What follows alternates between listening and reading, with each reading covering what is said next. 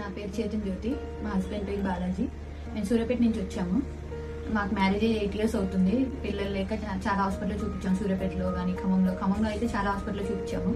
ఇంకా ఎక్కడెక్కడో తిరిగాము కానీ ఎక్కడ అందలేదు కాన్పు. ఇక్కడ అప్పుడు ప్రవీణ మేడం గురించి తెలిసింది.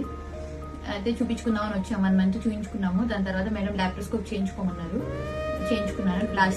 లాస్ట్ ఇయర్ సెప్టెంబర్లో చేయించుకున్న 3 months కన్ఫర్మ్ అయింది డిసెంబర్లో. మొన్న ఆగస్ట్ 19th మాకు బేబీ గర్ల్ పుట్టింది. మేము చాలా హ్యాపీగా ఉన్నాము. మేడం చెప్పగానే ఆ చేతులతో అందింది. అది చాలా లక్కీగా ఫీల్ అవుతున్నాం. మేడం గురించి తెలియడం కానీ మేము ఇక్కడ రావడం కానీ చాలా ప్రాసెస్ తొందరగా అయిపోయింది. మేము ఇక్కడ ఎన్నో స్ట్రగుల్స్ పడి ఎక్కడెక్కడో తిరిగి ఎంత బాధపడ్డాము. అన్ని అసలు ఈ హాస్పిటల్ అడుగు పెట్టాక అన్ని పోయాయి మాకు.